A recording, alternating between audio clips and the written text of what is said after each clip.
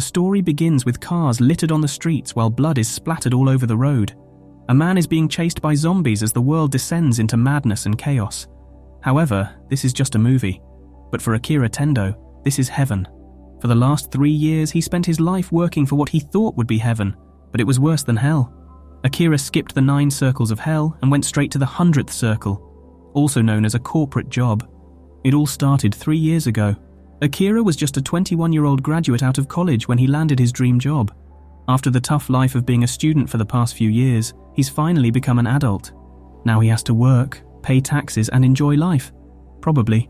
Akira works for a production company, which handles ads and commercials for many popular celebrities and companies. On his first day, when his boss introduced him to his co-workers, he had a very optimistic outlook and was passionate. Akira was very eager to work for a good company. But what was even more exciting was the fact that there was a beautiful girl working in the same department as him, Saori Otori, one of the company accountants. When their eyes met, Akira was stunned and bumped into her. But he snapped back to reality like Eminem and picked up the papers that Saori dropped. He would have ended up on Twitter for staring too much. After a hard day of work, Akira and his co-workers went to the local bar to celebrate. He got to know his co-workers, who seemed ecstatic to have him in the office. But Akira can't help but look at and admire Saori. Akira wanted to make sure to put in extra effort to impress her by working extra hard. Akira was about to go home after their drinking session, but all of their co-workers went back to the office to continue to work. Akira was culture shocked. For the next 3 days, Akira stayed up all night and barely took breaks or slept. In his first week, he spent 5 days straight working in the office, but he can finally go home now. Akira gets home and falls down on his bed when he realizes something. He isn't working just for any Japanese company, but for a company that takes advantage of its workers. It's a beta male grinding machine, and only the strongest sweatshop worker survives. Akira doesn't feel like going to work anymore, but he knows he has to hand-wave those feelings away because he's a man. After 3 years, Akira learns that his crush, Miss Saori, is the boss's mistress. Despite her getting railed every day, Akira lasted for 3 years because apparently Saori kept him sane. Akira walks to the train that night and realizes he is standing just a few inches away from permanent holiday 6 feet below. He finally accepts his exhaustion and hopes not to wake up ever again. But when he wakes up and leaves his room, Akira sees a paper. His bike parking space is already due. He needs to pay it, so he visits the landlord. But when he enters the room, the next thing he sees snaps him out of his funk. The landlord is eating someone's corpse. Once he sees Akira, the landlord immediately attacks him, forcing Akira to dodge his attacks. Akira runs outside and sees more zombies. A small horde chases Akira all the way upstairs. After crashing into a door and falling on the floor, he gets a few seconds to see what's happening. Real zombies. Another zombie attacks him, and he immediately gets up and starts running to the rooftop. He makes his way to the other side of the building as an airplane is crashing to the ground. Upon the madness, the first thing that comes to his mind is that he'll never need to work ever again. The riveting realization sends a rush of serotonin and dopamine from his brain throughout his body as he leaps 5 stories below, accidentally killing 6 zombies and turning them into a colorful paint explosion. The adrenaline rush of never working again sends his body into Mirror's Edge mode, granting him insane physical prowess and the agility of Superman as he makes his way out of the building. After a few minutes of building hopping, Akira starts thinking of what to do now that he's free from corporate hell. He can't help but feel happy at the possibilities. But first he decides to visit Saori's apartment and bikes across the zombie-riddled streets of Tokyo to visit his first love. Akira has been holding his feelings for 3 years and he wants to confess. He arrives at her apartment, and upon opening the door he is greeted by his boss, who turns into a tubby zombie. But Akira has finally tasted freedom and formally resigns as a sweatshop worker. He throws his boss down the building as his letter of resignation. However, Akira turns and sees that the love of his life is already infected. With a few seconds to spare, Akira finally confesses his feelings, but he is chased away by his first love and has no choice but to leave her to her own devices. That night, Akira realizes that human life is so fragile and short. With the limited time he has left, he can only do so much. He decides to buy a notebook and a pen, to write all the things he wants to do before he becomes a zombie. And so, his 3-year-long vacation begins. The next day, Akira wakes up from a corporate nightmare, but he realizes he's basically on paid leave and begins to sort his life out. 3 years' worth of garbage goes down his apartment room like a firebombing run as he finally cleans his room for the first time. And to make sure that he's enjoying his first day, he immediately downs a can of cold beer. Akira plans to make his first vacation day a beer drinking day, but there's a problem, there's no more beers left. So he decides to go on a beer run to make it worth his while. On the way down, he comes across a couple trapped inside a room, who are surprised it's not a climbing zombie who's talking to them. The man offers him a place to stay, but Akira refuses, stating that he needs to get his fill of beer.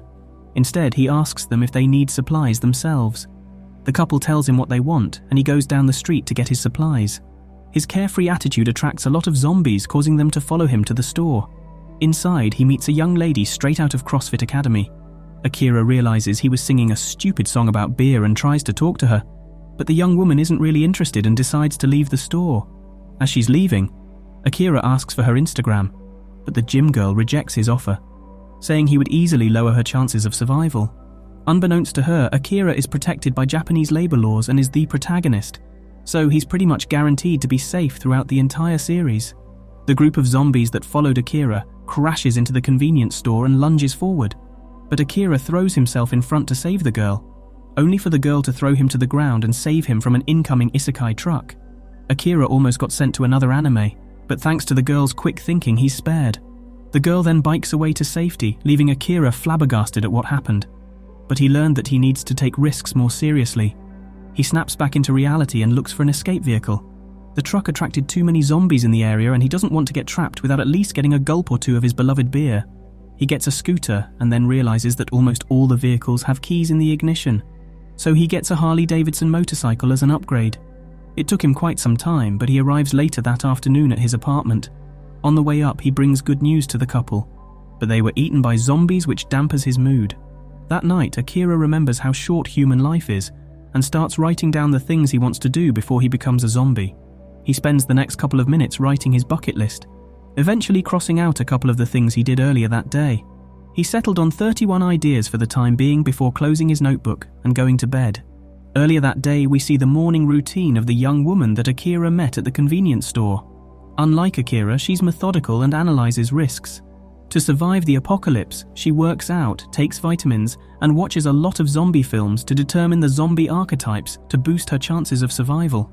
What's more, unlike Akira, she only picks the essential items, even opting not to take the mochi because eating more sugar is bad for her diet. When she met Akira, it didn't make sense to her how he managed to survive the apocalypse. In her mind, Akira is the type to die early during a zombie outbreak. When he tries to save her from a group of zombies, she saves Akira in return and uses the truck to kill the zombies, stating that even generic B-movie zombie flicks are useful for gathering data. The next day, after spending some time trying to look like Ryan Gosling, Akira finally receives a couple of messages on his phone. For some reason, the internet is back and he's getting messages. He immediately replies to all the messages he received in the past, and while scrolling through his contacts, he comes across a very familiar name, his best friend, Kencho. Akira calls Kencho straight away. Kencho picks up and Akira is overly enthusiastic that he picked up, and his best friend is still very much alive. His friend is confused about how he could be so easygoing. Akira asks where his friend is, and Kencho replies that he's in Shinjuku. For the past 3 days, he's been stuck inside the Love Hotel at the heart of Shinjuku and there's no way out. What's more, his partner, who is tied up thanks to their nighttime activities, has turned into a zombie. He's been consuming nothing but water and he's at his limit and about to pass out from hunger when he gets the call from Akira. Kencho tells Akira not to bother and leave him for good. But after hearing from his friend that he's in Shinjuku, Akira drives on his motorcycle to pick him up. Both Akira and Kencho go way back as they're college friends and teammates from rugby for 4 years. After college, Kencho became a real estate agent, while Akira became a sweatshop worker. Back then, Kencho was always bragging about how rich people spend their money or how he's dating models, and pretty much anything Akira could have dreamed of. Akira was irritated by this. Upon hearing his issues, Kencho advised his friend multiple times to quit his job, but Akira didn't listen. He found Kencho's humble bragging to be too much to handle. He lashed out at Kencho, saying how obnoxious he was for always bragging about his better lifestyle. But in reality, he just couldn't quit his work. So when he heard from his friend that he's still alive, Akira drives to Shinjuku to save his friend. Shinjuku, for the most part, is crawling with zombies. Suddenly a horn goes off and Kencho wonders what it is. Akira had taped his beloved rugby ball to the car's horn. After a few minutes, the trap worked and pulled away most of the zombies in the nearby area. However, it didn't last long as the car was engulfed by the flames and exploded. Akira hurries inside the hotel to find Kencho, who leaves his room momentarily to investigate what's happening. Once he sees Kensho, Akira taps his friend's back, startling him. But the first thing Akira does is apologize to his friend. He can't help but shed tears for realizing how stupid he was 3 years ago. He knew Kensho was right about his company, but he got jealous of Kensho's success and took his anger out on him. Akira cries his heart out, shouting "I'm sorry" as he repeatedly apologizes to his friend. But that accidentally alerts the Horde to their location. A group of Zeds starts chasing them from the Love Hotel's hallway up to the rooftop. They block the zombies behind a steel door and place a couple of industrial fans in front of it. Kensho can't help but feel scared as he loses his cool and asks Akira what to do next. After being freed from modern-day slavery, Akira told Kensho that they'll have to jump. Unlike before, Akira couldn't take the leap of fate like resigning from his company, but now he's free and wants to make sure that he completes his bucket list before he becomes a zombie. Kensho tells him it's impossible to do and they can't make that long of a jump. But Akira runs and jumps meters across the 2 buildings, landing with only a few scratches. Kensho doesn't think he can possibly make the jump. He doesn't want to get eaten by the zombies, but he also doesn't have the courage to jump across with a slim chance of making it safely. Kensho steps back and apologizes to Akira. He admits that he can't make the jump and reveals the truth about his job. Despite his bragging about what he does and his experience in his job, he didn't enjoy it at all. Even though he met celebrities, big-time politicians and dated models, he had to fake his smile and lure people into signing bad contracts. The only way for him to get a little bit of satisfaction from working in a job he didn't like was to brag about it to Akira, his only friend. He finally admits that he was just lying about the job and how he was having fun because he's not. With tears gushing down his face, Kensho apologizes to Akira for making him feel less.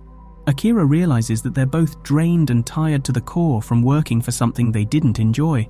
So he urges Kensho to take the jump. Kensho always wanted to be a stand-up comedian who's also a nudist. Akira tells Kensho to quit his job and become James Murray during the Strip High 5 episode of Impractical Jokers Season 2. There's nothing left for him to do anyway because real estate is done for during this apocalypse. Hearing the encouraging words from Akira, Kensho finally takes the leap and jumps across the building, tearing his clothes off in mid-air to become what he always wanted to be, a convicted felon accused of indecent public exposure. But Kensho doesn't make it all the way and is holding onto the building for his dear life while Akira is laughing about him being nude. Kensho is about to fall, but Akira grabs his arm and saves him, both physically and mentally. As the 2 friends finally reunite, they spend the entire night drinking and talking about their experiences as corporate workers and wage slaves, to both their desires and companies. And that brings us to the end of this episode of Zom 100. If you want to find out what happens next, make sure to like this video, subscribe to Panorama Anime, and comment for the next episode.